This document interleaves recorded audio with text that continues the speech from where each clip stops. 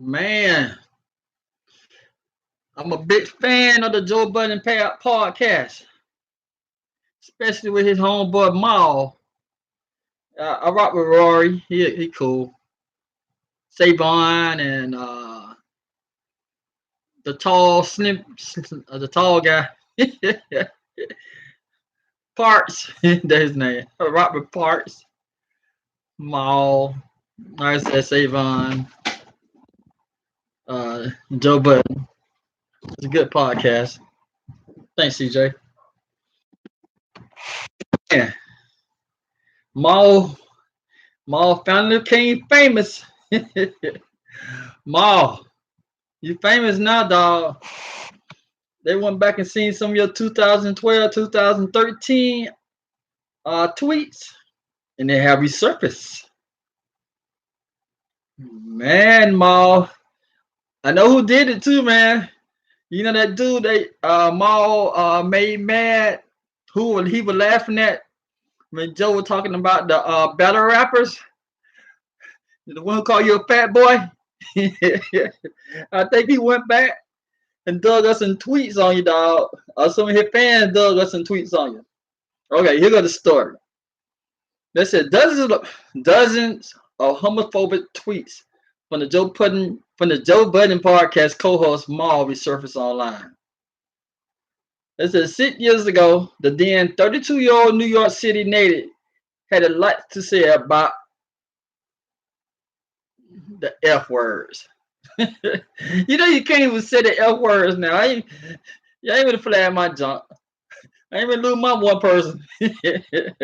But Robert Rabbit, that's the word he used. It said, once again, old problematic tweets have potential to put a public figure in a troubling situation. This time, 38-year-old Jamal Maul Clay of the Joe Budden Podcast is the person on the hot seat. Yesterday, over 25 old tweets from Maul's Twitter account began circulating online. Those 2012 and 2013 posts from the podcast contained the gay slur rabbit. You change it with the F word.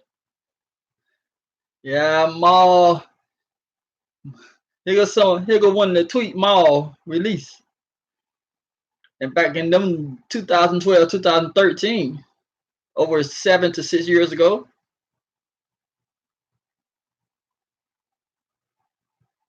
Seven, 6 years. 2012, 2013.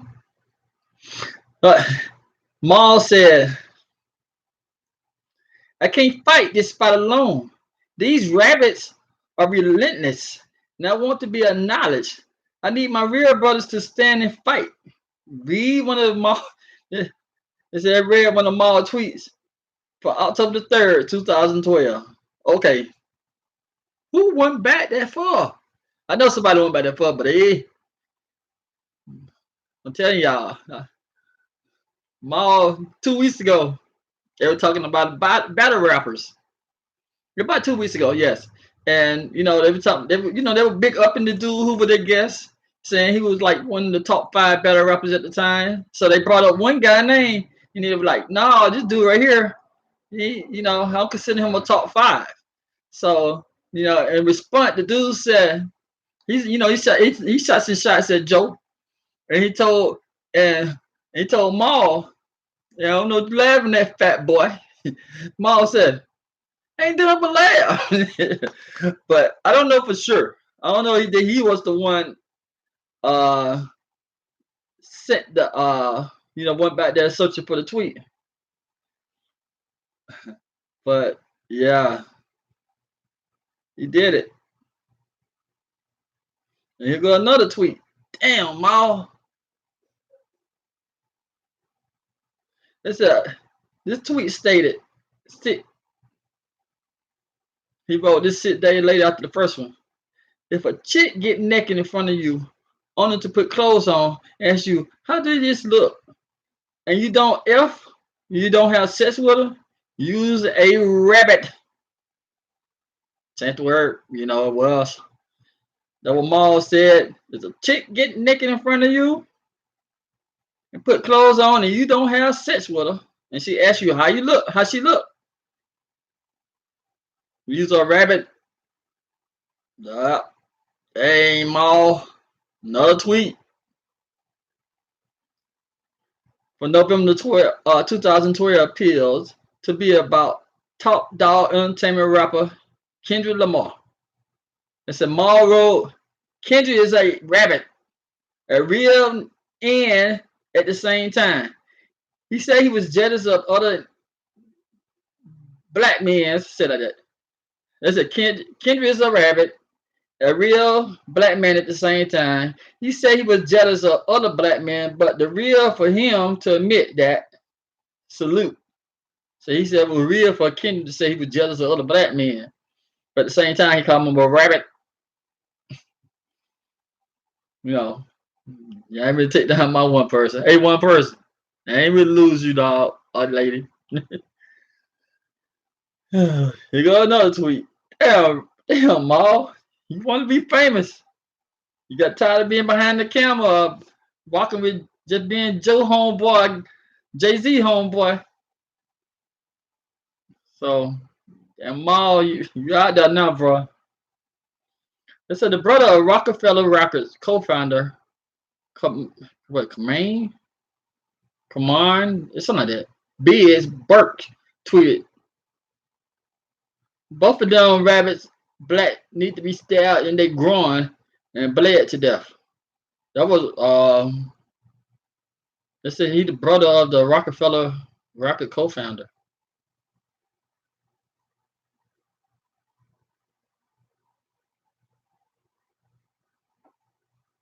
Oh, ain't no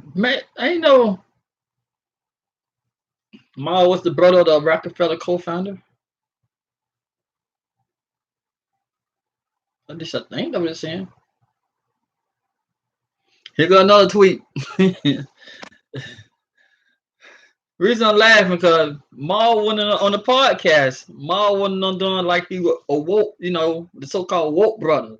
He'd be like, yo, don't get down like that. I try not to, dislike people. I try to, all that good stuff. Man, Ma, you want to be famous? They found you, brother.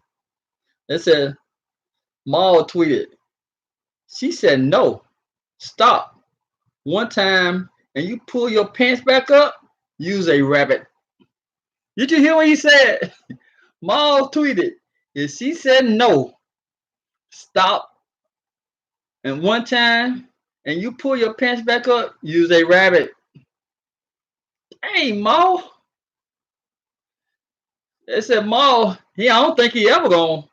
He might say something on the podcast Saturday morning. Ma, but they said Ma haven't publicly addressed the resurfaced homophobic tweets. He may speak about the controversy on the upcoming episode 286 of the Joe Budden Podcast, which is scheduled to premiere October the 5th, Saturday. Man, you want to be famous, dog. Them people was pulled up your junk. Damn, all.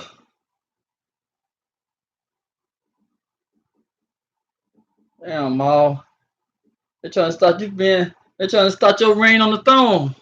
Cause Joe Budden and podcast last year just signed a deal with Spotify. And I don't know what Spotify gonna do. I don't know. I hope it. Be honest with you, to be selfish, I really do enjoy the podcast. But it did kind of bringing down a notch. Spotify suspend them. Sure, man. It bite you in the booty, dog. No pun. It bite you in the booty, man. They jump. Ah, damn, Ma.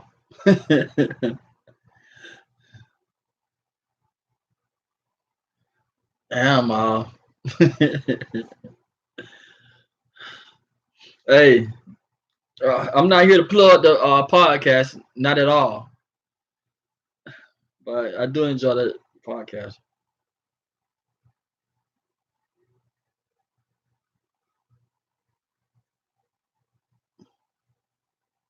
Yeah.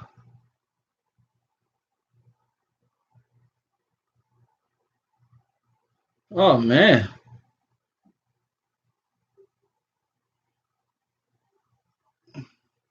sorry about that.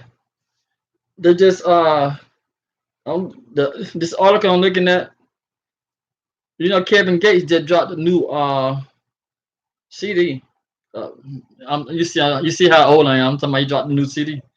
Kevin Gates just dropped the new uh LP,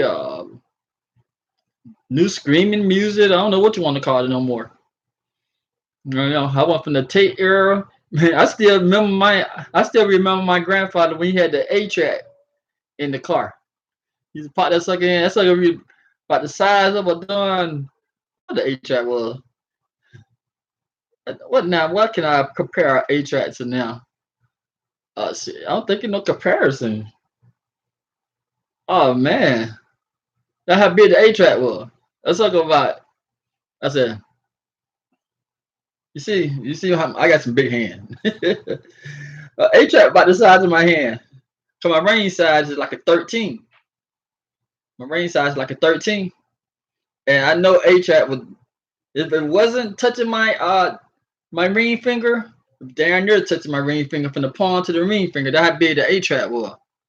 So man, I went from the era from the 8 track to the done tape to the CD, now to the screaming area era. I'm like I'm like what? I don't know how many decades it is. I was a child, so I guess I'm 4 decades in. The evolution of music. But reason I looked at the picture of Kevin Gates, why, man, I'm surprised. Be honest with you, I'm surprised he dressed like this. Let me see. So I can show one of the pictures.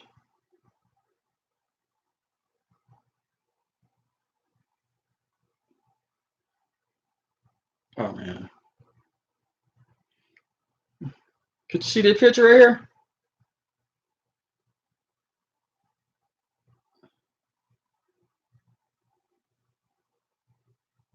Oh, here got a better picture right here. You see the picture right here? That Kevin Gates wife. And the reason I'm shocked that she have on this entire, because Kevin Gates is a Muslim, and I assume, I don't know for sure, that his wife is a Muslim too. But I'm not for sure, and I'm surprised that she'll have something like this on. Because most Muslim, especially the females, it consider radical is they just showing their face without having the hoodie on. I don't. I'm sorry, not the hoodie. I don't know the correct term for what they wear, but most Muslim females don't show anything besides their face. Over in the Middle East, in some countries, they can't even show nothing but their eyes. So, I'm very shocked that I'm shocked. But she rocking good though.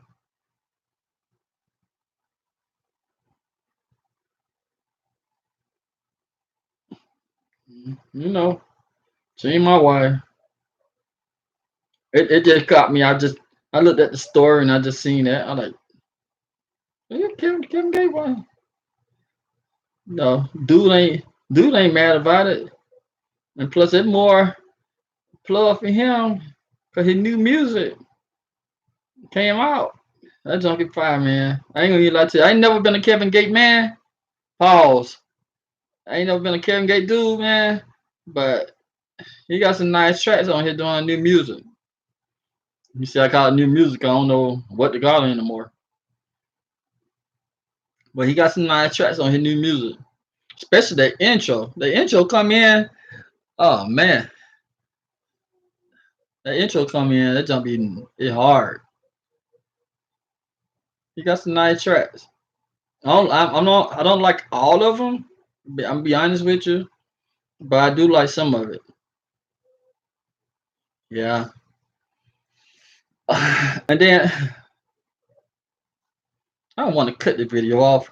Because it feels kind of weird. Just keep on stopping it and then start over and stuff like that.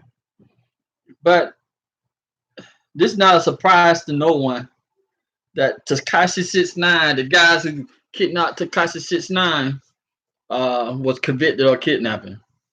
Well, the guys who was accused, but now they're convicted as Takashi 69 kidnapper now. Man, now I heard on the news I seen online. You can take stuff you see online like a grain of salt stuff. Sometimes it's true, sometimes it's not. But it's saying that Takashi said he's not gonna go and protect the custody. So he's gonna have 24-hour security.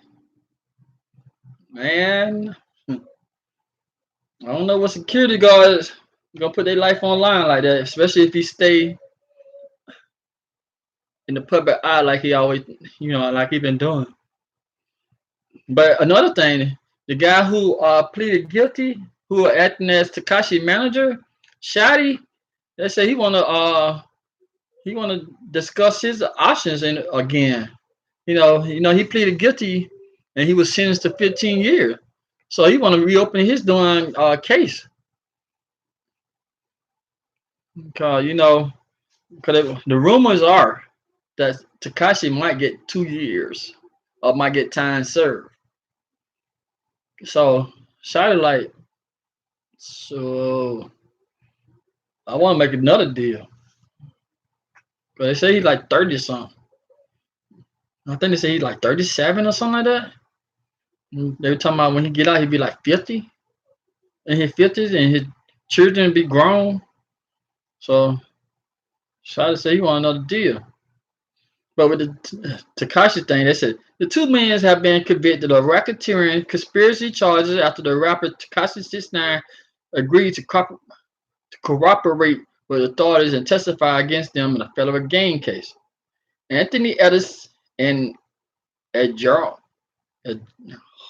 he black folk name dog, Jeremiah Mack, two alleged members of the gang known as the Nine Trey Gangsta Blood, face up to life in prison. Oh my. Life in prison. He's a young cat. Well, they're younger than I am. In November 2018, Tekashi 69, born Daniel Hernandez, was indicted for a federal racketeering and firearm charges and faced up to life in prison for his alleged involvement in the Nine Trey Gang Bloods, a gang that has been associated with murder, robbery, and narcotics trafficking. The U.S. attorney at the time said members of the Nine Trey wreaked havoc on New York City, engaging in brazen acts of violence, showing recklessness, indifference to others, and safety.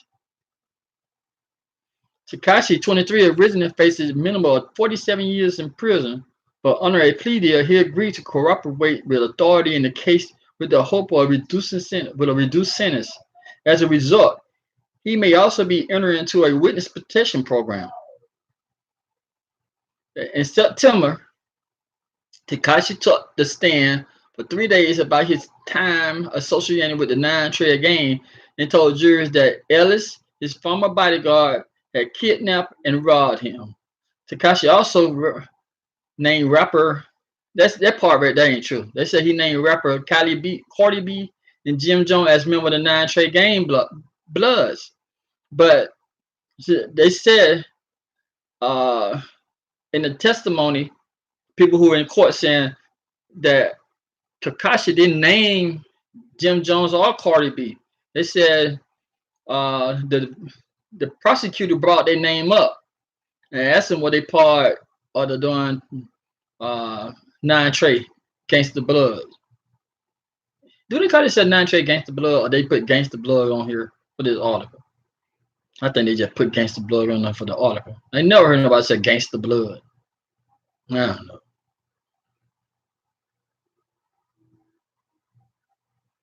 Yeah. Dang. Some brother got life in prison, and they were working for him, but Takashi got off on a this one time. Be honest with you, Takashi got lucky that he got kidnapped because he wasn't had a plea deal to work with. But a lot of people think Takashi was a plant for the FBI.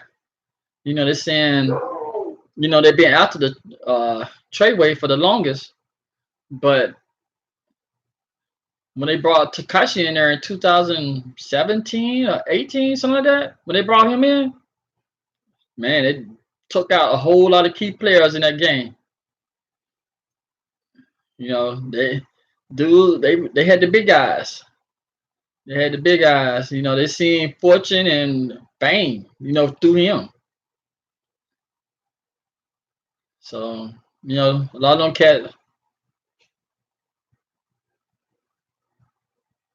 cats got one down.